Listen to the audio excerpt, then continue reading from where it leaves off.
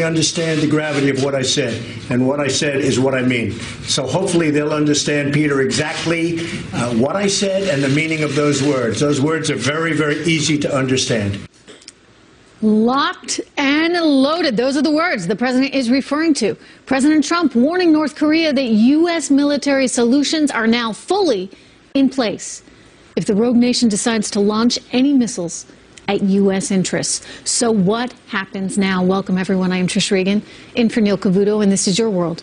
We've got Fox team coverage with Rick Leventhal traveling with the president in Bridgewater, New Jersey, and Lucas Tomlinson at the Pentagon. Let's begin here with Rick. Hey, Rick. Trish, the president has seized every single opportunity this week to speak on camera about his displeasure with Kim Jong-un and North Korea and the threats at possibly launching nukes at U.S. territories, including Guam. And you heard it just minutes ago, the president once again lashing out. Here's some more of what he said. And this man will not get away with what he's doing, believe me. And if he utters one threat in the form of an overt threat, which, by the way, he has been uttering for years and his family has been uttering for years, or if he does anything with respect to Guam or any place else that's an American territory or an American ally, he will truly regret it, and he will regret it fast. The president had numerous meetings scheduled today, including one with his National Security Advisor, H.R. McMaster, and another an hour from now with Secretary of State Rex Tillerson and the U.S. Ambassador to the UN, Nikki Haley. And no doubt North Korea will be the focus of those meetings. Of course, the president's attacks on Kim Jong-un began after word leaked out that North Korea had developed the ability to miniaturize nuclear weapons and put them on missiles.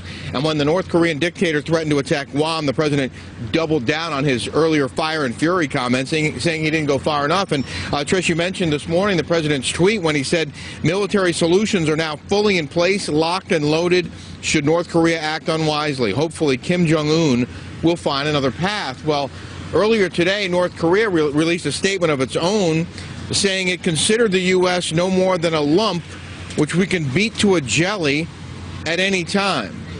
It's important to note that there are no indications that the president is planning to make any kind of preemptive military strike against North Korea, which would immediately put Seoul at risk and the millions of people who live there, along with many Americans. So right now it appears to be a back and forth between these two leaders, a verbal and written back and forth. We're going to have to wait and see what happens next. All right. Thank you so much, Rick. The U.S. Pacific Command tweeting out B-1 bombers on Guam are ready to fight tonight if called upon. Lucas Tomlinson is at the Pentagon with more on that. Lucas, they're ready.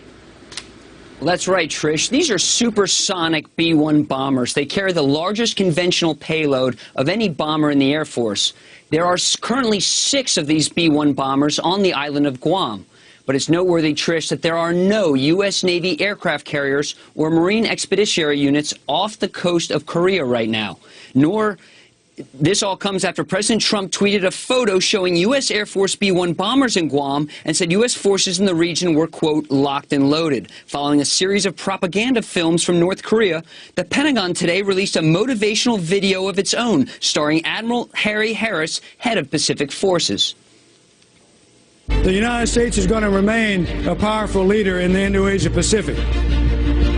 And our joint forces will continue a robust and persistent presence in the region, just as we routinely have for over 7 decades.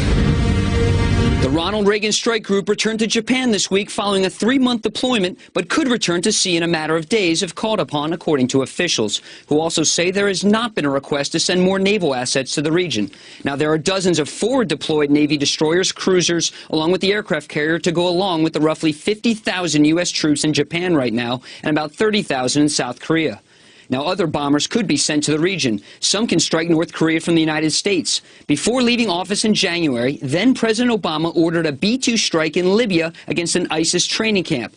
The bombers took off from an Air Force base in Missouri and flew around the world and were refueled 15 times en route. Another option for President Trump as he deals with this North Korea threat, Trish. All right. Thank you very much, Lucas.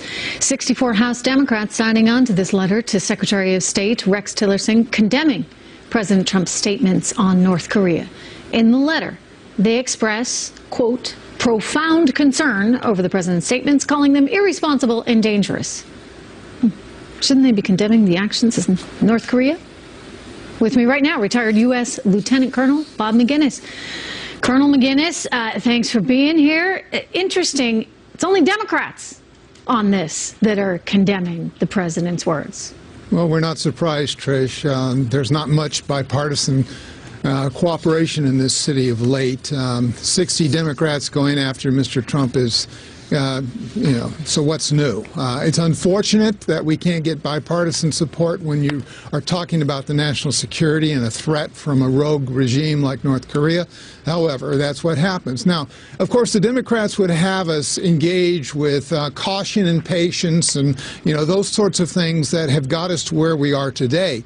It started with Mr. Clinton, went through President Bush, then President Obama, and, we tried to give them all sorts of goodies. We tried sanctions.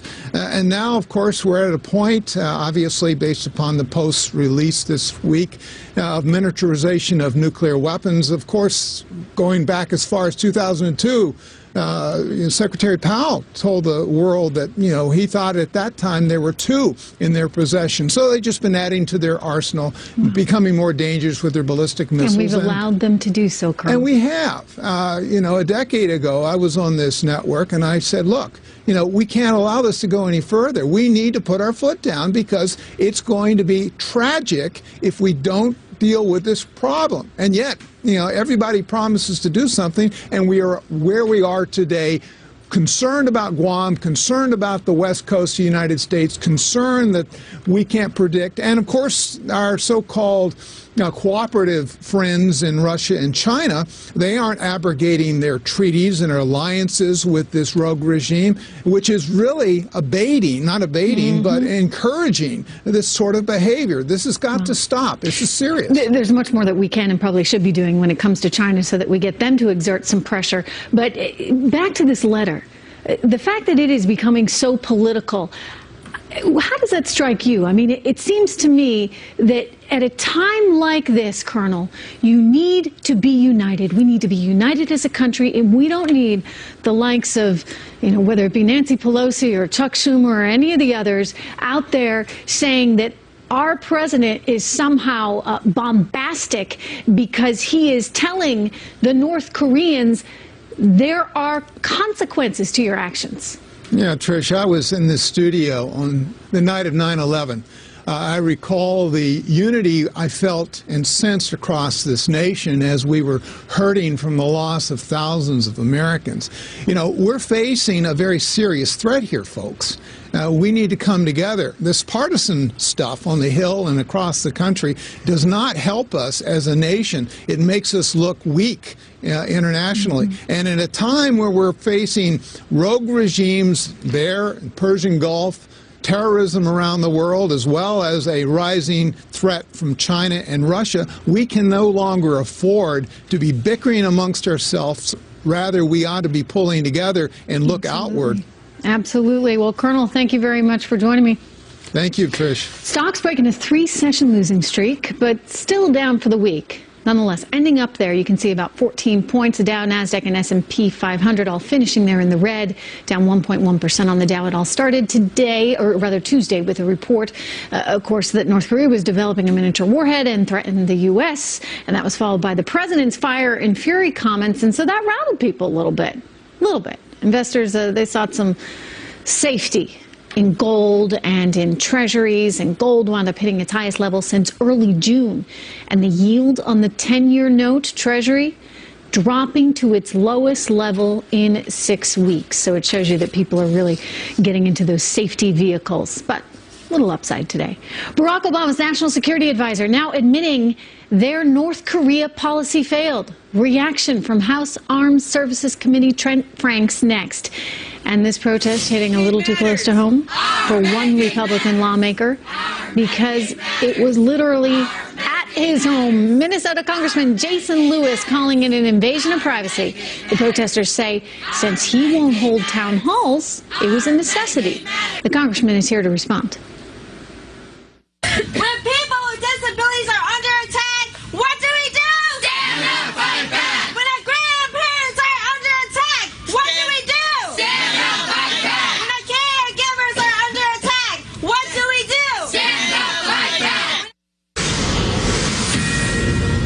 Barack Obama's former national security advisor, Susan Rice, admitting that America's past policy with North Korea was a failure. The North Korean regime has been able to succeed in progressing with its program, both nuclear and missile. That's very unfortunate outcome. You can call it a failure. I accept that characterization of the efforts of the United States over the last 2 decades. All right, reaction right now from Republican House Armed Services Committee member Trent Franks. Good to have you here. Thank you for what's your inviting me. reaction to that? She's admitting effectively that the last administration and frankly administrations before it all failed, because here we are now. Well, I don't think she had any choice but to admit that. What probably should be even more clarified is that the capability of North Korea now to target U.S. citizens with nuclear warheads was facilitated at least by the deals that Bill Clinton and Barack Obama made with the North Koreans. And yet I hear a lot of my friends on the left attacking President Trump almost more than they do the North Korean leaders. And the reality is that President Trump is doing something that is very important right now, and that is making it absolutely clear to the North Koreans that it's in their best interest not to attack United States citizens or any United States territory. And the reason that's so important, Trish, is because our war fighters have to game this out. And now that North Korea has become this, has this capability of nuclear weapons, and they have this rhetoric that they have had, we don't know whether it's rhetoric or what it is, they have to game this out and assume that it will escalate into some type of nuclear attack by North Korea if a war of some kind starts. Consequently, that means we would have to move quickly to neutralize that. Fundamental differences in terms of Susan Rice and how she thinks about this and how the previous administration thought about North Korea, in that she just had a New York Times op-ed the other day in which she effectively said, yeah, we can live with a nuclear North Korea. We can. Mutually assured destruction, much as we did with the Soviets. To which I would say, and I think most would say, no, we can't and we shouldn't have to. But nonetheless, Congressman, here we are now. So do you think many of those members of the left that are taking aim at the president right now for a variety of political reasons also have a fundamental difference in terms of how they view North Korea? I think they do. I don't think they realize how dangerous this situation is. North Korea has gone, I've been on the Strategic Nuclear Forces Committee for 15 years, and their progress over those years has been really frightening. But recently, under Barack Obama, they tested nuclear warheads 4 times, and they tested missiles 11 times. So their capability has dramatically progressed. And I will say to you that for them to be attacking this president is absolutely astonishing to me. This president is doing what's necessary to make sure when he says locked and loaded, I can suggest to you that that's a pretty accurate description of our status at this point. But I think it's very important that we realize that the North Korean economy is about $13 to $14 billion. And that means our economy is probably 1,000 to 1,500 times that size. Of course. And that's an asymmetry that we need to use very significantly in this moment. Yes, well, look, I've heard a variety of different estimates, everything from $13 billion to $28 billion. It's hard to really know. But when you think of the $1 billion worth of sanctions, I don't think that's enough. I think we can do a whole lot more. I think China can do a whole lot more, both in terms of enforcing those sanctions and in terms of offering a whole lot more up.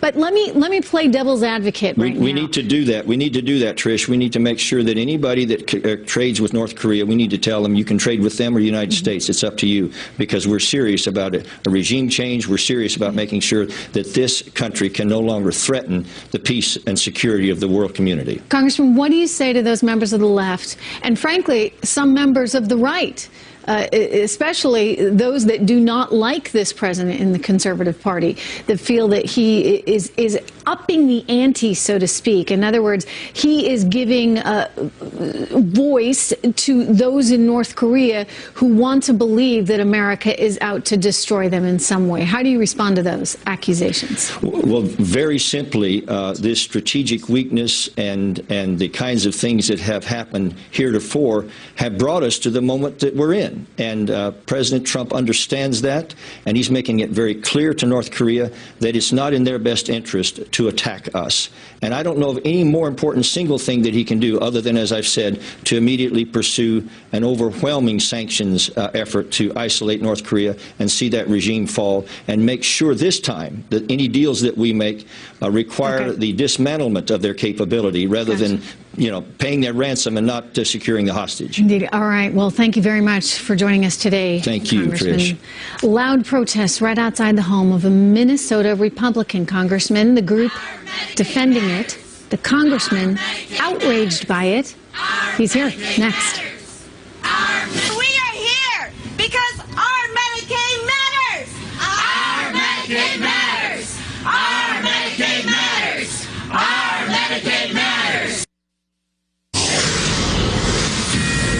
And thus we are here to make sure that Congressman Lewis's neighbors know exactly why we are here. So let me hear you cheer. Let me hear you cheer so loud that the entire community here will hear us and know exactly why we are here. Come on, everybody, cheer! Protesters in Minnesota taking their demands to the family home of Republican Congressman Jason Lewis, upset that he hasn't held a town hall on health care. The group Take Action Minnesota marched right to his front door, and today the group is defending that. That statement in a moment.